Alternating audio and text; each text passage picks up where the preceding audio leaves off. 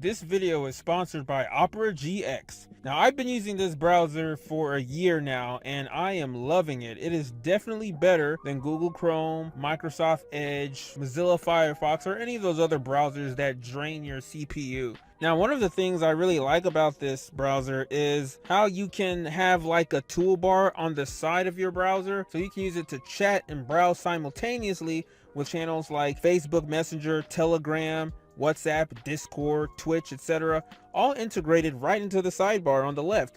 So this feature allows you to keep all your social media at hand in your browser and get notifications from all social media apps you use while you browse the internet. And here is exactly how it works. Very convenient, and you can toggle through the sidebar if you want to add or remove any of the apps. And Opera GX is also on mobile, and it can be connected to the desktop version as well. Another thing I really love is the extensions. In addition to Opera having its own extension store, Google Chrome extensions are compatible with Opera browsers.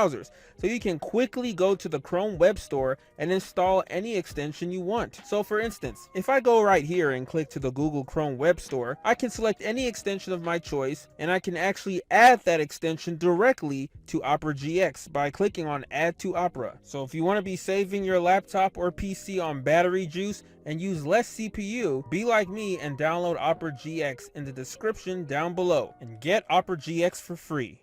Ayo, what's up guys? Alright, so we only have a few weeks left until Sonic Frontiers comes out, man. It is getting close. It's October 18th right now. Sonic Frontiers is coming out in exactly 3 weeks, guys. Can you believe that? 21 days. I cannot wait for this game. Man, I can't wait. I know another thing, the elephant in the room that a lot of you guys want to talk about is that demo disc. That picture I posted on my community post. I'm going to talk about that and a lot more little juicy tidbits and news that we've gotten, both official and from my insider. But before I do, be sure to smash that like button, comment, subscribe, all that good stuff. Let's see if we can get to 100k subs before the year is out, and I'm pretty sure we will. Alright guys, now that demo disc. Now I know some of you guys were like, what, Gamer Guy, did you steal the demo disc? No, okay, let me clarify, that was just a joke before you guys report me to Sega again and they take this video down. But no, it's just a promotional non-playable disc. According to Soa City here, it says a Japan promotional disc for Sonic Frontiers has been sold on Mercury, which is a Japanese auction site. The press disc includes footage from the PlayStation 5, PlayStation 4, and Nintendo Switch versions of Sonic Frontiers. There is no playable build of Sonic Frontiers on the press disc. So this game just features all that demo footage that we've seen, the official demo footage of Frontiers, all on this disc. That's why it says DVD, because it's basically a DVD. It is not a playable disc. It has the demo footage, but it's only to watch on the disc.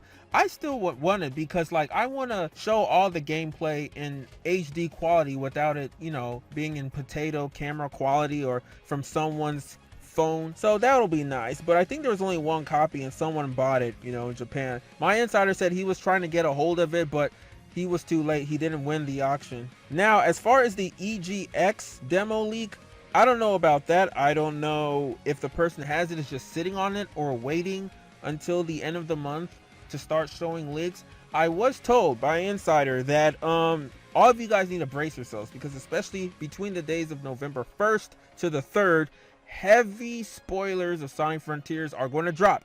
Now, I'm not going to tell you guys why or from whom, but I definitely can guarantee that between those days, between Halloween and November 3rd, there's going to be people posting complete cutscenes and stories from beginning to end on Sonic Frontiers. So be warned. You heard it here first. You know, mute everything if you don't want to be spoiled. As for me, of course I'm going to love to be spoiled, and I'm going to cover that information too, but I'm going to make sure to put spoiler warning. By the way, you guys can also check out my EGX coverage video that I posted a few weeks ago. The video is finally back up, so you guys can check that. I just cover the opening cutscene and all that information that was leaked in the EGX demos. Now, on another insider news, my insider confirmed that the article on Sonic Generations and Unleashed, you know, that whole article, that is confirmed. He said that Havoc changed their program back in 2019 and Sega lost the license that year. So Sega officially announced their titles use the Bullet engine now, which includes Frontiers. Now, for those wondering, the Bullet engine stable release was April 25th, 2022. That's very interesting because it's like, okay, Sonic Frontiers is coming out this year, and the engine was made available in April this year. So does that mean that the game wasn't running on a playable engine before then? Because they've been working on this game for years. So were they working with Havoc with Sonic Frontiers, and then after, you know, April 2022 they started trying to have everything fit in Bullet Engine? I don't know. Or maybe they've been working with Bullet Engine on Sonic Frontiers, but the stable release of the engine is now available to everyone in April this year. I don't know. I'm not a modder, so I don't even understand this whole engine thing. So I feel like Sonic Team has been working with Bullet Engine for Sonic Frontiers for years, but this is the first time the engine is now available for other people to use. That's where I'm getting at. But yeah, so that's why we'll never see ports or remasters of Sonic Generations and Unleashed, because of the Havoc. Now, I'm pretty sure Sega could work something out and pay for the license or whatever, but knowing Sega, they're going to ride this out. They're going to do it in the last minute, or they're going to be lazy and never do it.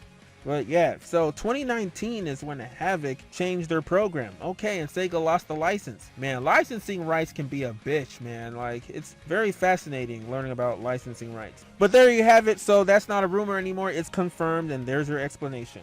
Now, let's talk about Sonic Frontiers Prologue Convergence, aka Sonic Frontiers Prologue Rehashment. Yeah, when I first saw the post, I was waiting all morning before I started my video, because I was like, wait, I want to see if I can cover this issue before I, you know, make my video. And then when the Sonic Twitter posted it, it was only 4 screenshots, and I was like, wait, that's it? That was it? I was literally waiting for more. I was even like, wait, maybe Sega's going to post more. They didn't upload everything, but that was it. We only got 4 sheets or screenshots for part 1.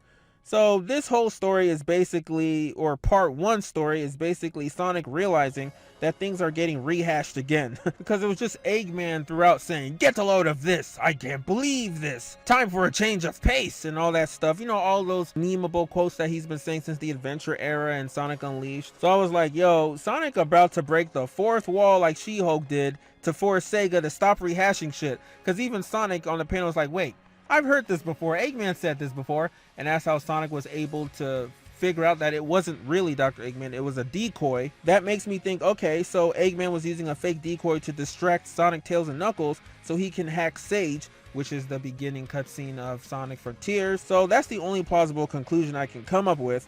And yeah, Sonic fans do seem to enjoy all the callbacks of Eggman's lines, so it was kind of cute. Yeah, I hope part 2 is better, because this one was underwhelming, man. It was underwhelming. If you compare this with the first issue of the Sonic Forces comic, the Sonic Forces comic beats this by a mile. Like, you guys can't even compare. So yeah, Sega should have also come out with the Sonic Frontiers Prologue animation this week, like on Thursday, since that's also a part 1, but oh well.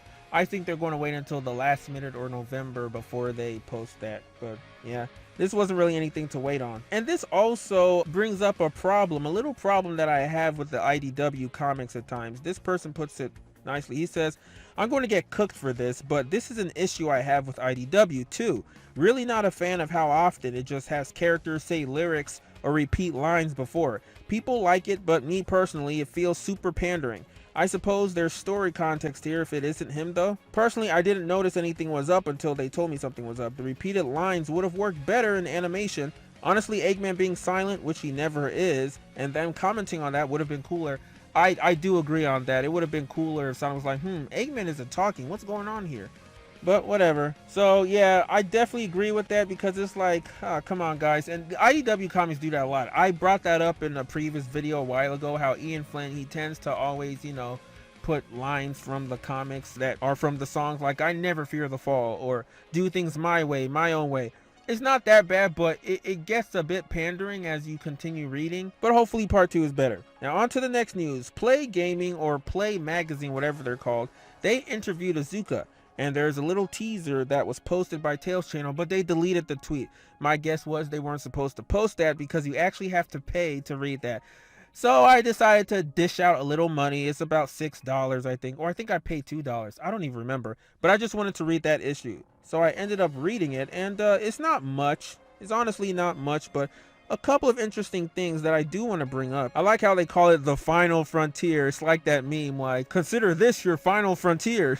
Yeah, it says that Sonic Frontiers nears release. The Hedgehog's custodian, Takashi Iizuka, talks to Alan Wynn about bringing the blue blur to a new dimension. So I'm not going to read everything here. I mean, it's not that much of a long article, but I don't want to cover everything because there's a lot of stuff we've already known before. That's why I don't know why they privated this article. All right, so here's the interesting thing I want to talk about the cyberspace. It says right here, cyber aside, let's just return to the cyberspace zones for a moment. These are essentially the more linear, self-contained stages we've been used to since Sonic Adventure, except they're 1 minute now. Allowing us to explore Sonic's memories. Some of the zones are modeled on levels from previous games.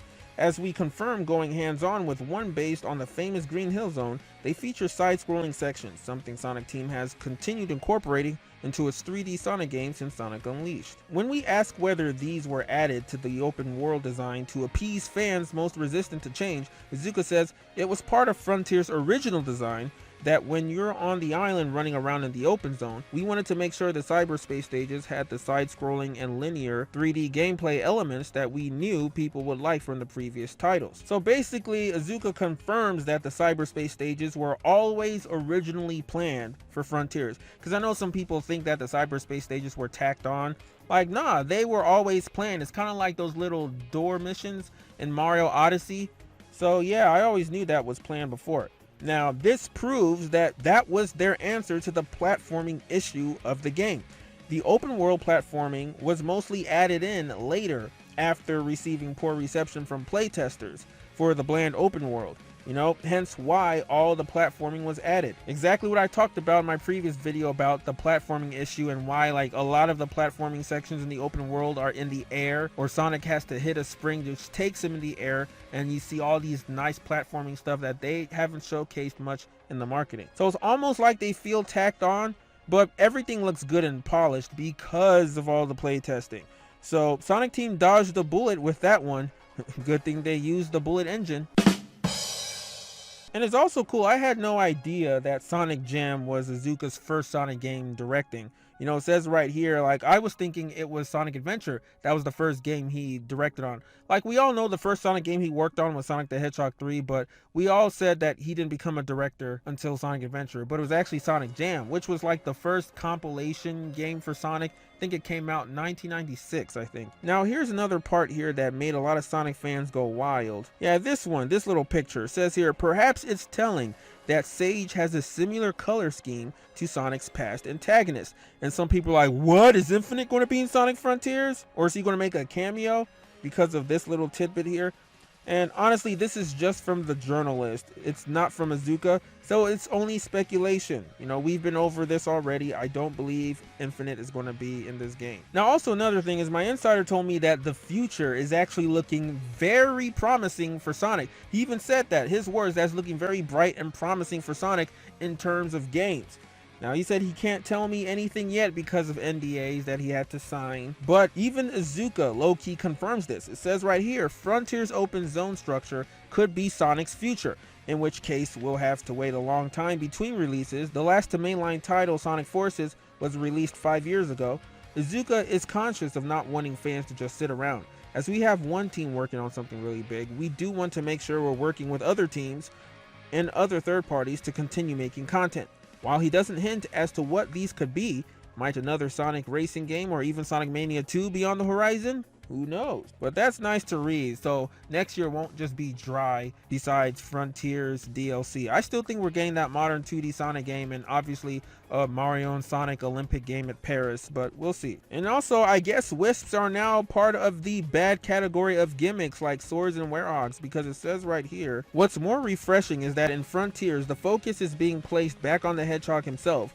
For this outing, he's the sole playable character, but it's being done in confident fashion, without resorting to gimmicks. That means you can forget about past features such as wisps, swords, or werehogs. Here, Sonic is, as Iizuka describes, pure to his character. So it's like, oh, so now the wisps are bad now, like the werehog and the swords, I don't know, and guns and Shadow the Hedgehog. I mean, the wisps didn't come without their criticisms, especially that they were just being overused, but it's just funny to see that. And I know there's a lot of Sonic fans that didn't like the wisps because they were literally used as substitutes for Sonic's friends, being playable. But yeah, and I've seen a lot of people make the comparison with the werehog combat and the combat in Sonic Frontiers, saying that people were blindly hating on Unleashed combat. It's like, no, the big difference is speed. Werehog was very clunky, very slow, very cumbersome. Even the platforming, I didn't like it after the first night stage because I just didn't like how slow and sluggish it was, like God of War, you know? Except God of War did it better. But the way Sonic's combat appears to be in Frontiers is fast paced. It's like Sonic, it's shonen style. If you like Smash Bros games, you played Sonic or you main Sonic in Smash, he plays quite similar in Sonic Frontiers.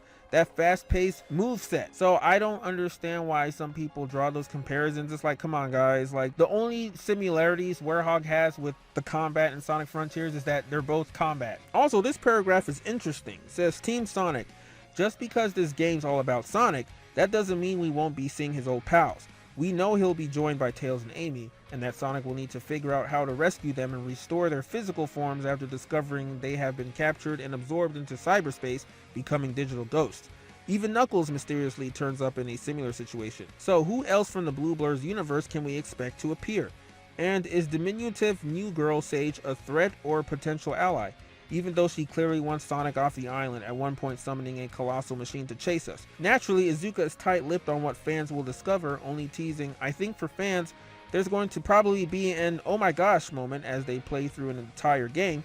We can't really talk much more. We like the mystery, and we like the fans to play through it and think about some of the things that will happen. So that's interesting. We do know that there's going to be 5 Starfall Islands in this game. The first island, Kronos, Amy is in it. The second island, Ares, Knuckles is in it. And the third island, Chaos, it's assumed that Tails will be in it. But there's still 2 more islands left. Now, we know Big isn't going to be in it, because Big, you know, you can visit him in each island for the fishing levels. And Dr. Eggman is not a ghost, as we saw in that one leaked cutscene. He's wandering around in cyberspace. So are there going to be any surprise Sonic characters that we're going to see in the final 2 islands, like Shadow or anything? I don't know, but we'll have to see. But I'm starting to think that we're going to see some extra Sonic characters for the final 2 islands, because it doesn't make sense how the last 2 islands Sonic doesn't rescue anyone. We'll see. But what do you guys think about all this? Let me know down in the comments below. How excited are you for Sonic Frontiers coming out? What did you think about that comic, Sonic Frontiers Prologue Convergence Part 1? Was it underwhelming? Or are you just going to wait until both parts come out to judge? Mendo, what do you think about this article? Let me know. Alright, that wraps it up for today, guys. So take care. And until next time, I'm out.